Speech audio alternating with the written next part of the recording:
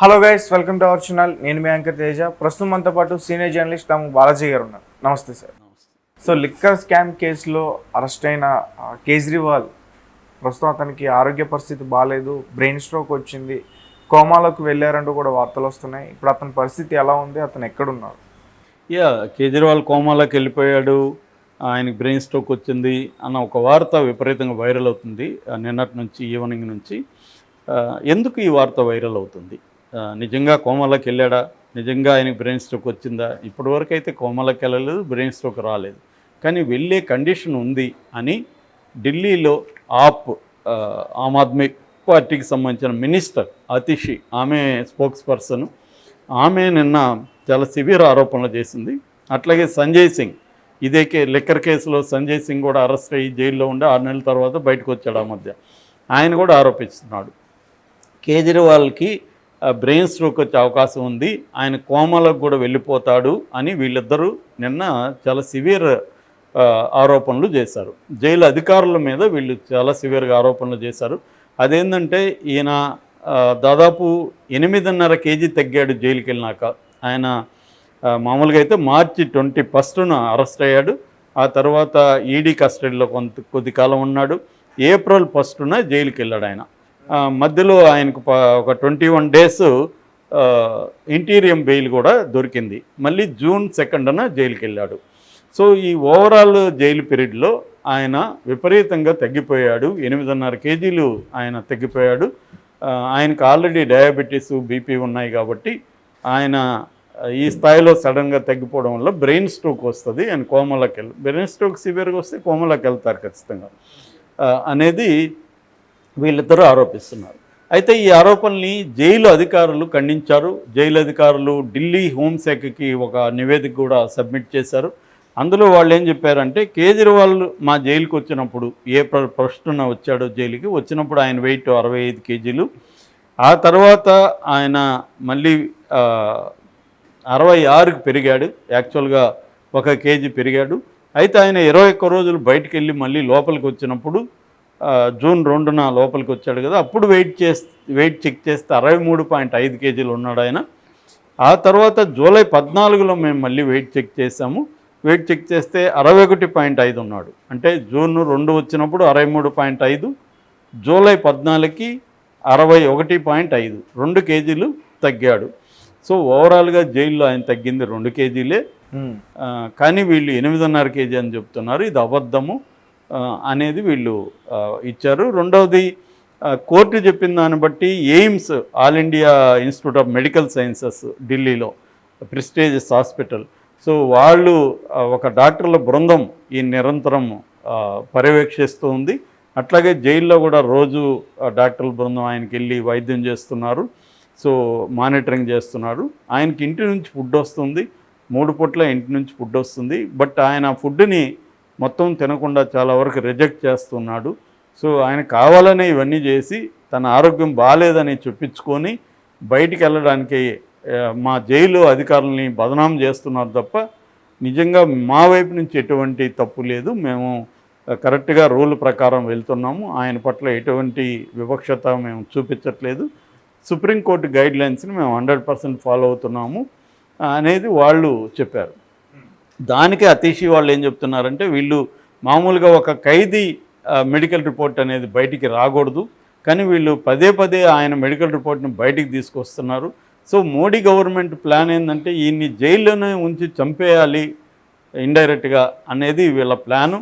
ఆ ప్లాన్ ప్రకారమే వీళ్ళు వెళ్తున్నారు. అందుకే మాకు ఆయన ఆరోగ్యం పైన చాలా భయం వేస్తుంది అనేది మాట్లాడారు.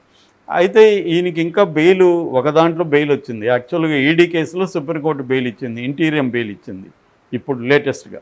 కానీ సిబిఐ కేసులో ఇవ్వలేదు. ఆ ప్రొసీజర్ ఇంకా లేట్ అయ్యేటుంది. సో ఇప్పుడు వీళ్ళెందుకు ఆయన ఆరోగ్యం చుట్టూ ఎందుకు డ్రామా నడుస్తుంది అంటే, మనకు తెలుసు సిబిఎన్ చంద్రబాబు నాయుడు కేసులో సిమిలర్గా ఇదే జరిగింది. చంద్రబాబు నాయుడు కేసులో కూడా జైలు అధికారులు సరిగ్గా ఆయన చూసుకోవట్లేదు, 6 కేజీలు తగ్గిపోయాడు వెయిట్ లాస్ అని సాక్షాత్తు లోకేష్ బయటకు వచ్చి చెప్పాడు. ఆయనకి సరిగ్గా ఇవ్వలేదు, మెడికల్ టెస్టులు చేయించట్లేదు, మా మెడికల్ డాక్టర్స్తో కన్సల్ట్ అవుతాము, రోజు మా టీం వెళ్ళి ఆయనకి చేస్తుంది, ఇవన్నీ చెప్పారు. దానికి జైలు అధికారులు ఆయన రిపోర్ట్లను కూడా పబ్లిక్లో లీక్ చేసేసారు. ఇవన్నీ జరిగాయి చంద్రబాబు పీరియడ్లో కూడా. సేమ్ అదే జరుగుతుంది కేజ్రీవాల్ పీరియడ్లో. అంటే ఒకటి వాళ్ళ ఆరోపణలో కొంత వాస్తవం కూడా ఉండే అవకాశం ఉంది. ఎందుకంటే జైల్లో ప్రత్యేక సౌకర్యాలు ఉండవు. కోర్టు ఏం చెప్తే అంతవరకే, కానీ జైలు ప్రత్యేకంగా ఇవ్వరు. మామూలుగా జైలు ఇస్తారు ఎప్పుడు. ఇప్పుడు నేను వెళ్ళాను అనుకో జైలుకి, నా దగ్గర డబ్బులు ఉందనుకో, నేను అందరికీ డబ్బులు ఇచ్చేస్తే అక్కడ వార్డర్లకి, అక్కడ ఉన్న సూపరింటెండెంట్, డిప్యూటీ సూపరింటెండెంట్ వీళ్ళందరికీ ఇచ్చాను అనుకో, నాకు మ్యాక్సిమం సౌకర్యాలు వస్తాయి. ఇప్పుడు మా ఫ్రెండ్ ఆ మధ్య సెంట్రల్ జైలు బెంగళూరులో ఉండి 3 నెలలు ఉండొచ్చాడు. అతను చెప్పేది ఏంటంటే 70% ప్రిజనర్స్ డ్రగ్స్ వాడుతున్నారంట జైల్లో. డ్రగ్స్ ఎక్కడి నుంచి వస్తుంది అంటే వీళ్ళే సప్లై చేస్తున్నారు. అదొక పెద్ద వ్యాపారం. ఈవెన్ పావురాళ్ళు ద్వారా కూడా డ్రగ్స్ తెప్పిస్తున్నారంట. కొన్ని పావురాలు పెంచుతున్నారు గార్డులు. ఈ పావురం బయటికి వెళ్తుంది ఒక ప్లేస్కి, అక్కడ డ్రగ్ దానికి కడతారు. డ్రగ్ అంటే చిన్నవే కదా క్వాంటిటీ, కడితే ఆ పావురం మళ్ళీ ఇక్కడికి తీసుకొస్తే దీన్ని వీళ్ళు ఒప్పుకుని డిస్ట్రిబ్యూట్ చేస్తారు. ఇలా రకరకాల పద్ధతిలో డ్రగ్స్ అనేది అక్కడ పెద్ద వ్యాపారం. 5,000 మంది ఖైదీలు ఉన్నారు పరపర అగ్రహారంలో.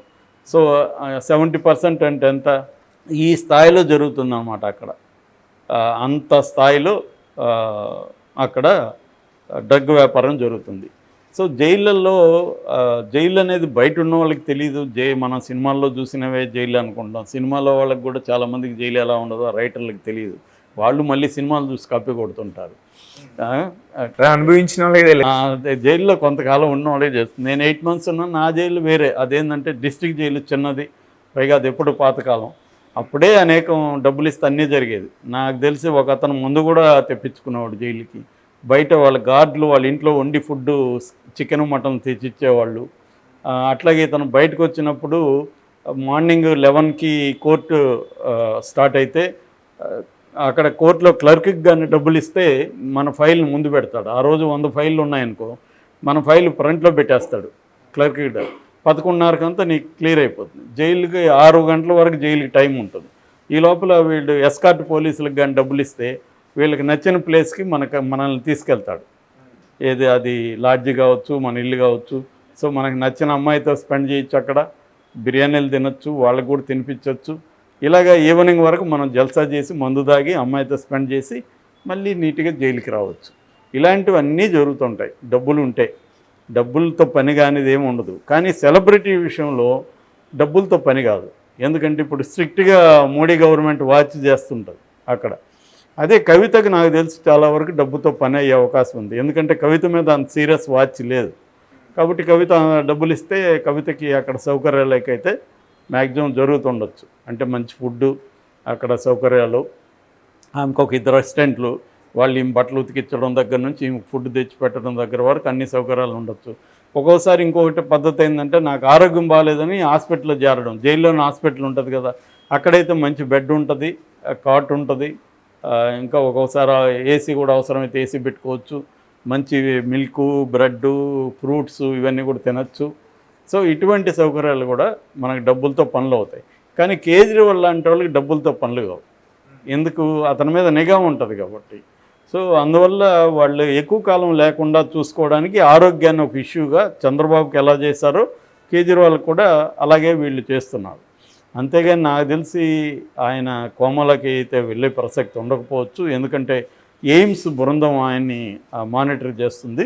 కానీ ఆయన కూడా ఏంటంటే కావాలని సరిగ్గా తినకుండా వెయిట్ లాస్ తెచ్చుకున్నట్టుగా అర్థమవుతుంది. ఎందుకంటే ఆయన కూడా చాలా తెలివైనవాడు కేజ్రీవాల్, మోడీని మించినవాడు చాలా విషయాల్లో. ఆయనకి ఎలా డీల్ చేయాలి ఏంటి మొత్తం తెలుసు.